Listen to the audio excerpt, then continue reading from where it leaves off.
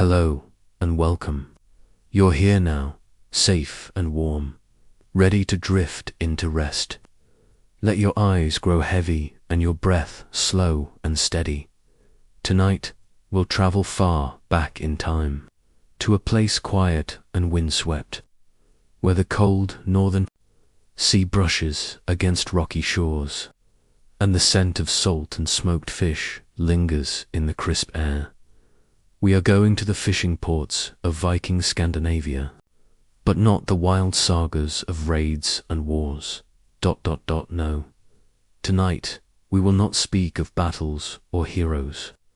This is not a tale of conquest, but a lullaby of daily life, of calm waters, creaking boats, and quiet hands at work.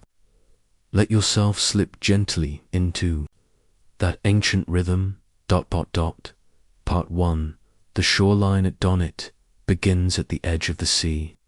The first pale light of dawn stretches slowly across the water, reaching toward a small wooden dock, built from hand-hewn pine and damp with morning mist. A soft wind rustles through the thatched rooftops of a fishing village, a hamlet nestled among low hills and shallow fjords. The houses here are humble, built of timber and turf, their walls warm with woven wool and furs. Smoke curls lazily from chimney holes, carried upward by the icy breeze. Inside, families rise in quiet routine, pulling on woolen tunics, binding hair with strips of leather, and stepping into sheepskin boots worn smooth with use. The sea is everything here. It feeds them, clothes them, and decides the mood of the day. Part 2. Morning tasks and hearth. Fires in the early hours. The village hums with gentle activity. Old women tend the fires, tossing dried moss and birch bark into stone hearths, while iron pots begin to bubble with warm porridge, made from barley. Children rub sleep from their eyes and scamper to gather driftwood. They know each piece by feel and weight, having grown up on these shores. Their hands are rough from rope and salt. Men prepare nets, woven by hand from flax and tough animal sinew. The nets are strong, but so is the sea, and every knot matters. Nearby, a group of young boys polished fishhooks with bone handles, while elders sharpen wooden spears with obsidian flakes, quietly passing down old techniques that their grandfathers once taught by firelight. Part 3. Preparing the boats outside. The longboats bob gently on the morning tide, tethered to worn wooden posts, driven deep into the seabed. They're curved. Hulls are slick with sea spray, paint faded from years of sun and salt, but still sturdy, reliable, just like the men who row them. Fishermen begin their quiet preparations. No one rushes. There is no barking of orders, no frantic movement, only calm repetition. Each man knows his task. Some check the nets for tears, others load baskets of dried herring as bait, and a few carry spears carved from ashwood, polished and darkened by generations of use. The rhythm of the morning is slow and steady. A gull calls overhead, and the faint sound of waves brushing against stone is the only music to guide them. These boats are their second homes. On the water, they are surrounded by memory and custom, the wisdom of the sea passed down through countless tides. Part 4. Leaving the shore with the sun rising a little higher, the boats begin to pull away. Their oars dip into the water with soft splashes, one after another, creating a quiet rhythm that matches the pulse of the sea. The village shrinks behind them, tucked into the misty coast like a dream. The fishermen do not speak much, they watch. The horizon, their faces weathered, their eyes scanning the clouds and listening to the wind. To the outsider, it may seem like nothing, but to the Viking fisherman, every ripple tells a story. Every change in the current, means something. Some boats head toward the open sea, where cod swim deep and silver in the cold depths.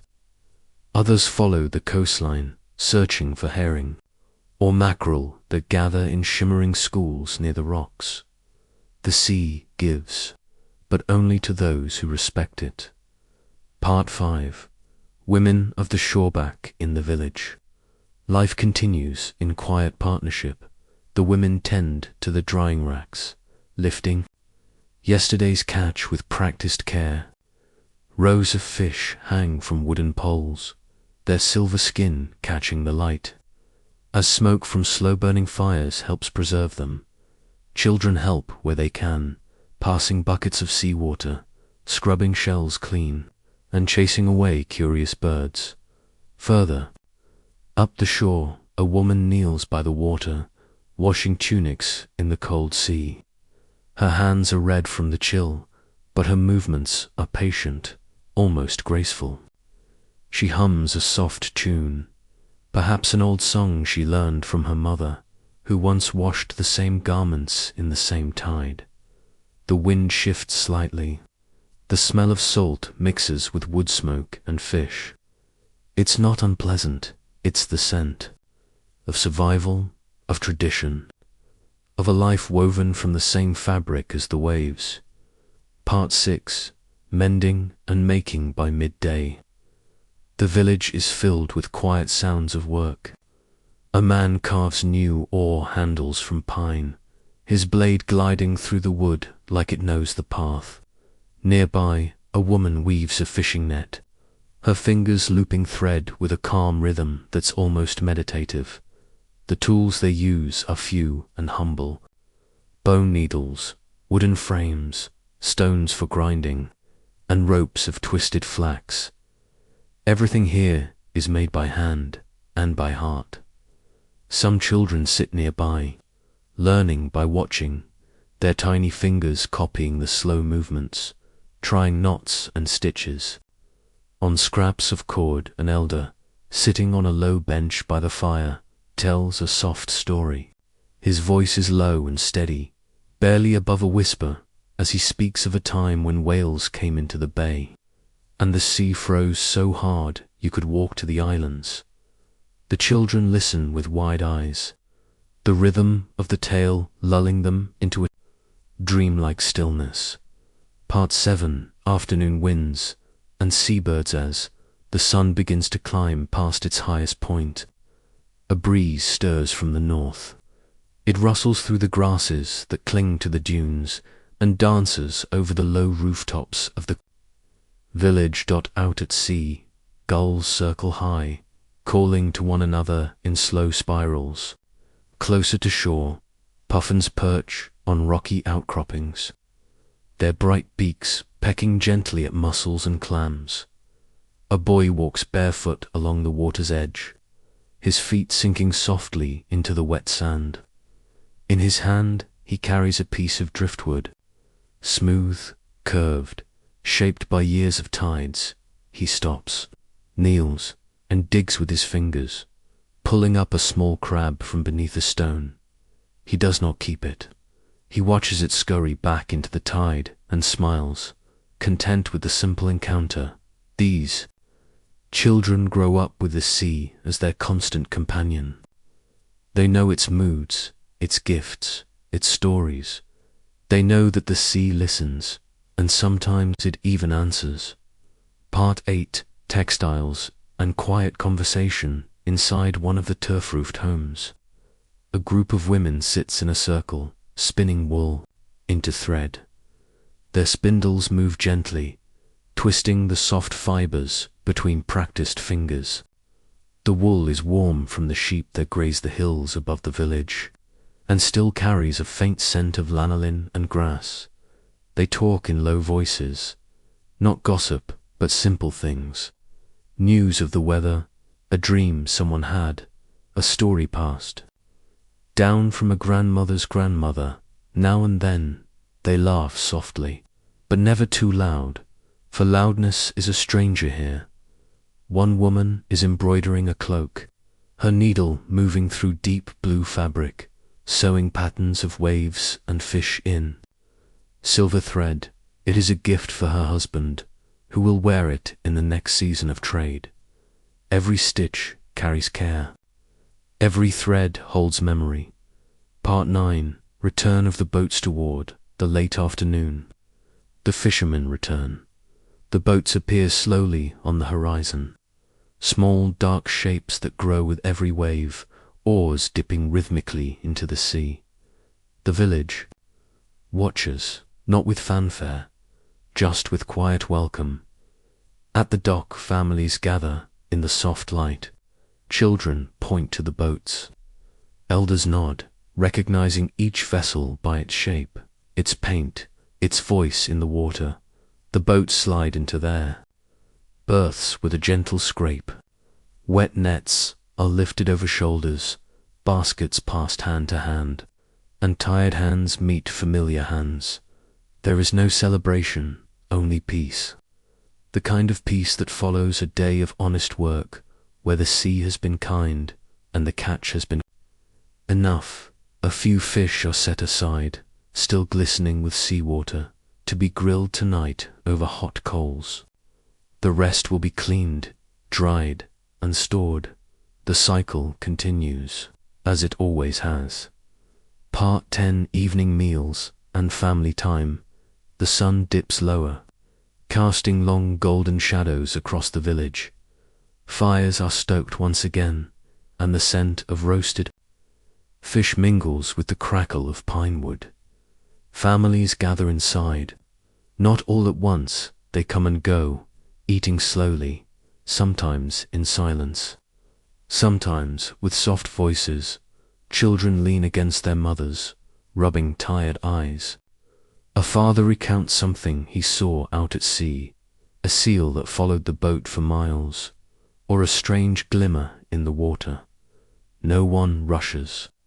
The night stretches out like a warm blanket, and the flickering light of the hearth draws shadows on the wooden walls. Part 11. Twilight over the fjord. Evening falls slowly in these northern lands. The sun, reluctant to vanish, lingers just above the horizon, casting the sky into hues of gold, rose, and soft lavender. Shadows lengthen over the docks, and the tide laps gently at the pilings, each wave arriving like a deep exhale. The village has quieted. The bustle of the day has softened into small sounds, the crackle of fire, the hush of footsteps on packed earth, the distant creak of ropes swaying in the harbor. A boy climbs the grassy hill above the village, his arms wrapped around his knees, watching the boats as they rest on the tide. Beside him, an old dog curls into a ball, ears twitching in sleep. The air smells of pine and salt, with a faint trace of smoke from a hearth still burning. The fjord glows softly in the fading light, like a mirror holding the last breath of the sun. Part 12. Stories by the fire. As the sky turns dark, families retreat into the warmth of their homes. In one house, a fire burns low and steady, casting orange light across the faces gathered near it. The walls are close and comforting, lined with hanging herbs, spears, wooden spoons, and carved bowls.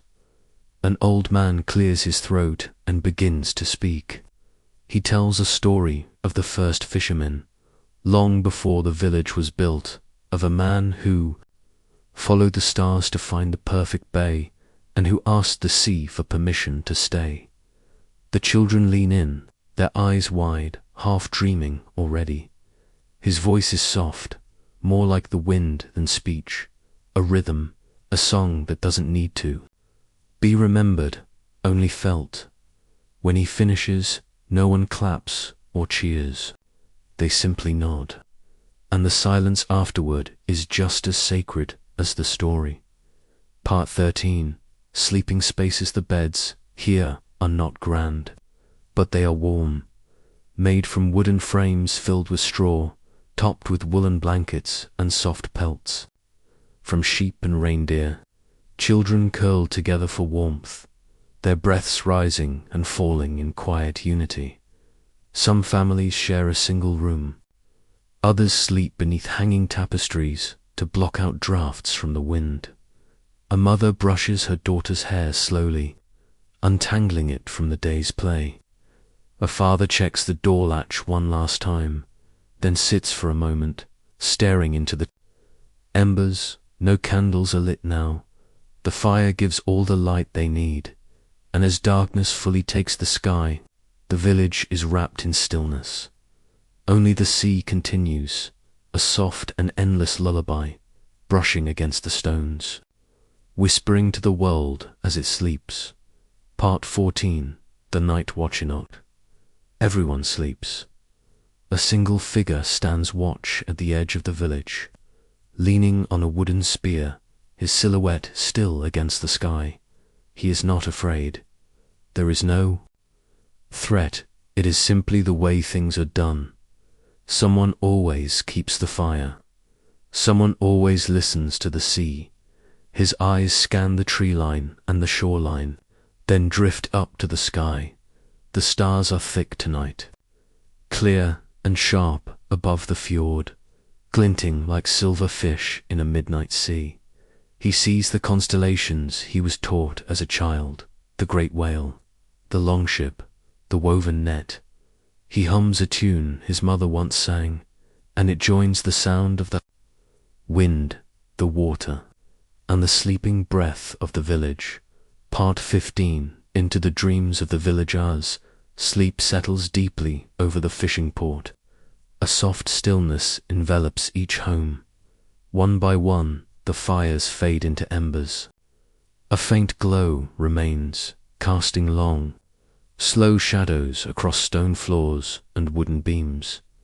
Children, already dreaming, shift slightly in their sleep, whispering through half-formed memories of the day, the splash of a fish, the warmth of the sun, the sound of nets being folded with care in their dreams.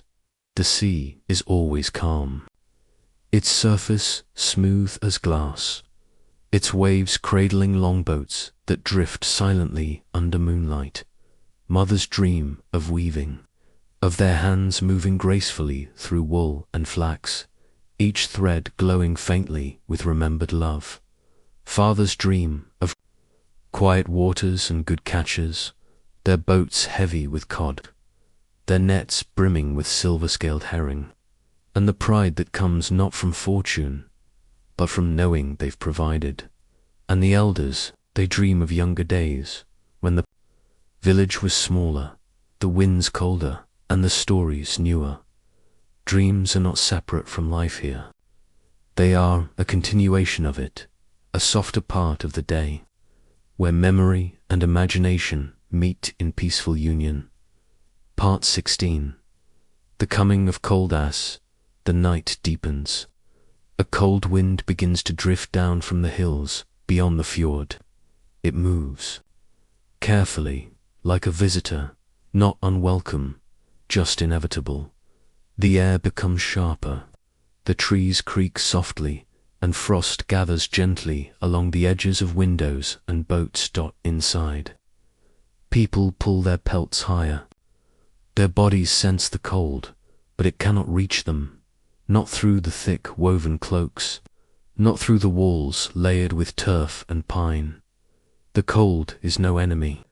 It is simply a guest, one that has always visited the Northlands, season after season. In the storage huts, barrels of dried fish rest in rows. Ropes of herbs hang from beams, preserved from the short summer.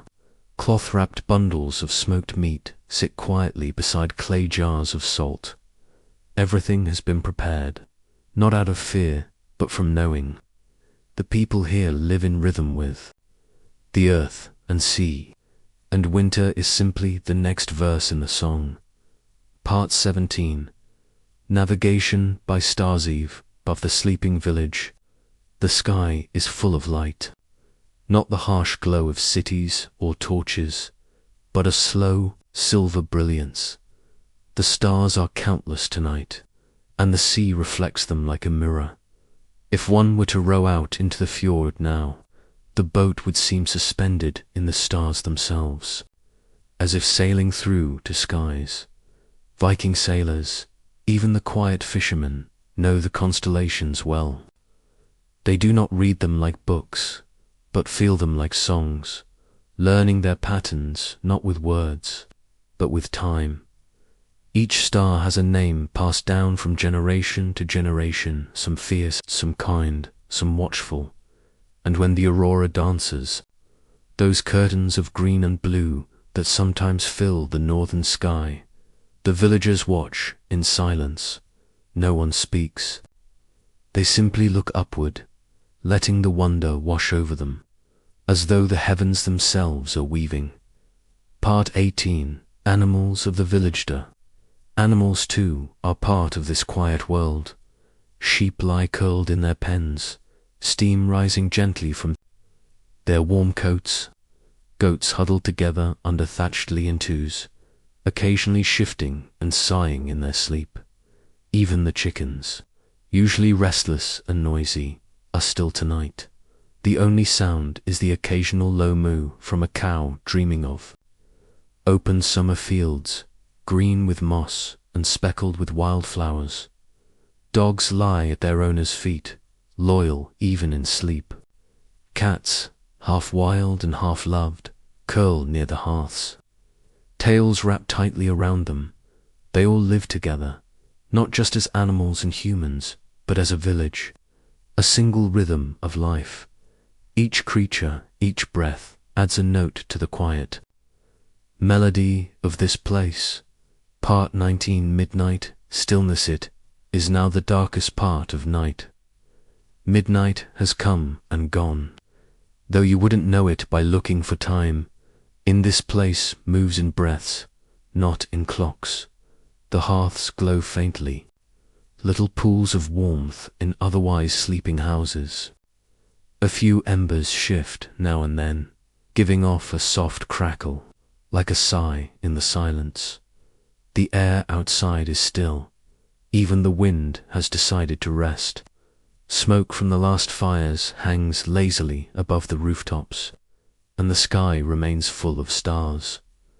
There is no danger in this night, no threat, just a stillness that wraps the land in peace. Now and then, a distant owl calls from the tree line. Its voice echoes gently across the bay and fades into the folds of sleep. Nothing stirs in the village. Nothing needs to. Part 20. The forest. Beyond the last turf house, past the drying racks and boats, lies the edge of the forest. Tall pines rise into the night, their trunks dark and smooth, their needles soft and heavy with dew. The forest is quiet, but not empty. A fox steps carefully along a path worn by generations, nose to the earth. Ears turning with each sound, it pauses, sniffs the wind, then disappears into the undergrowth like a thought half-formed and forgotten. Above, an owl glides silently between branches, its wings spread wide and graceful, as it watches over the world from above. The people of the village know this forest well. They gather berries here in late summer, cut wood in the early frost, and trap game in winter when the sea grows stingy. But now, at night, they let it be, for the forest too must sleep. Part 21. A hint of dawn far out over the sea. The very first whisper of dawn begins to rise. Not light, not yet, just the idea of light. A softening of the stars, a faint glow beyond the edge of the world. The sky remains deep blue, but its blackest moments are over. Soon the frost on the grass will glisten. Soon the smoke will rise again. Inside the homes, no one stirs, yet sleep holds them gently, each dream folding into the next. A fisherman dreams of calm waters. A child dreams of sledding down snowy hills. An old woman dreams of her youth, of gathering wildflowers beside the fjord, her fingers brushing the petals, as her mother laughed behind her, and still the sea waits. It does not rush. It never does. Part 22. The rhythm of return life in this port is a cycle, not a wheel that turns sharply, but a soft spiral, repeating, overlapping, slowly evolving. Each day begins and ends with the sea. Each season brings its own quiet duties. There is no need for haste. People age here like boats shaped slowly by salt and wind, worn sturdy, full of memory. Even tools carry their own history. A net mended for the 100th time, a spoon carved by a grandfather's hand, a leather pouch, passed from mother to daughter. Nothing is wasted, not even time. The stillness of the night gives way to the stillness of morning, and both are sacred. Part 23. When the days grow longer than the seasons of light, when the days stretch well into the night, the village breathes differently. There is more laughter, more music hummed under breath, more trading boats arriving with news from distant coasts. Children stay awake longer, chasing one another past curfews made in winter. They climb rocks, collect shells, watch the sun hover above the horizon for hours before finally slipping behind it. These are the bright days, when the sea sparkles and gulls dive gleefully among the waves. Nets are fuller, drying racks heavier, and fires burn well past bedtime. Yet still, even in this light, the village holds its gentleness. It does not rush, it does not boast, it simply enjoys what has come. Part 24. The first frost eventually, the warm light begins to fade. The long days grow shorter, and the chill arrives quietly, first in the air, then in the soil, then in the bones. One morning, a boy steps outside and sees his breath. It curls upward, silver in the early light. The grass crunches beneath his feet, and the boats wear a thin coat of frost. No one says much about the change. There is no need. The people of the village have always lived by the seasons, and winter is simply another chapter in the story they know by heart.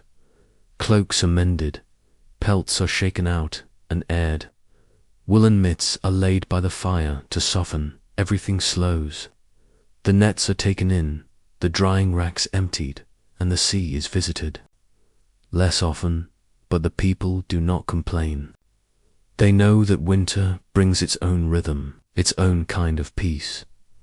Part 25. The heart of winter.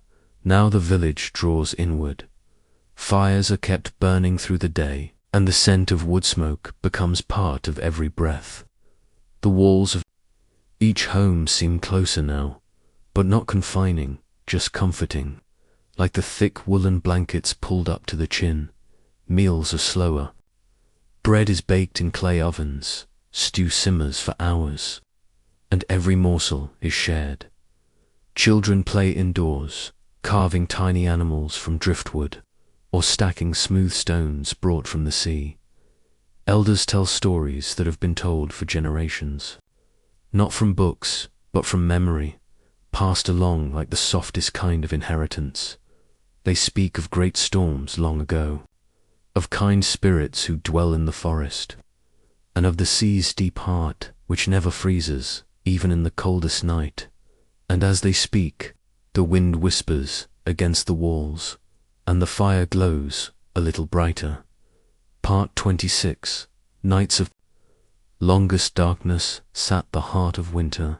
The days are brief, and the nights stretch long and quiet.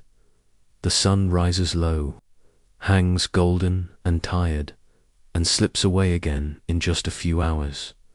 But in this darkness there is no fear. Homes become havens. Candles flicker gently. Warmth radiates from clay stoves, and voices rise in gentle song. These are nights made for closeness. A mother rocks her baby, humming a lullaby made from sea rhythms and forest winds. A boy sleeps beside his dog, curled in the curve of its belly, his dreams full of bright fish and open skies. Outside, the snow falls soundlessly. It blankets the roofs, softens the footsteps, and hushes even the wind. All is still, all is at peace. Part 27. The promise of springtime passes, even in the deepest quiet, and one morning the ice begins to melt. It drips from the rooftops, in small, steady drops. The snow recedes, and thin green shoots emerge from the dark earth. The sheep bleat softly in their pens, sensing the change. Birds return to the shoreline, singing in small, uncertain voices, as if testing the air. The villagers emerge again, blinking in the light, stretching muscles long kept still. Boats are checked, nets repaired, and the sea, the always patient sea, calls them back once more. It is not dramatic. There is no celebration, just the slow, sure turning of the world, from quiet to movement, from rest to rhythm. And so the cycle begins again. Part 28. The quiet legacy, what endures. Here is not made of stone or gold. There are no monuments in this village, no grand halls or carved thrones. Instead, the legacy lives in the nets, in the stories, in the hands that know how to tie a perfect knot without thinking. It lives in the knowledge of tides and skies, in how to tell a storm by the shape of a cloud, or where to drop a line for herring in early spring. These people do not write history. They live it, quietly, steadily, in each bowl of soup, each mended sail, each laugh shared beside the fire. And someday, a child will grow old, and their hands will move just as their fathers did, and the sea will still be there, whispering to them as it always has. Part 29. The summer trading day, when summer is at its height, and the air is sweet with pine and salt. A small gathering begins at the far edge of the port. This is not a bustling market, not loud, not crowded. It is simple. A few woven cloths laid out on the grass, wooden crates filled with carved goods, rolls of undyed wool, small iron tools, and jars of thick honey gathered from wild hives inland. Boats arrive slowly from nearby fjords, each one bringing something familiar and something new. There is no shouting, no haggling, just calm voices, soft laughter, exchanges made by hand, with a nod and a smile. Children wander between the goods, fascinated by colored beads, or a feather from a bird they've never seen. A boy holds up a tiny amber carving of a fish, its surface polished smooth with years of touching. The elders sit nearby, wrapped in cloaks, despite the warmth, quietly observing it all, knowing that trade is not just about goods, but about stories. Part 30. Goods from afar. Some items brought to the village feel almost magical. A comb made from whalebone, carved with symbols no one here fully understands. A bell that rings with a sound unlike any in the village, clear, high, and distant. A pouch of salt from a southern coast, grains larger than those found here, white as snow and tasting of fire. A woman unwraps a piece of dyed linen, deep red, like berries in autumn. She holds it up to the light, and it seems too fine for this simple place. But she smiles. She knows exactly what she will make from it. A cloak for her daughter to be worn on the next solstice. Trade is not just about exchange, it is about wonder. It is about touching the edge of a world much larger than the fjord. And yet the village never longs to leave. Everything they need is already here. The rest is only curiosity. Part 31. The Feast of Returns.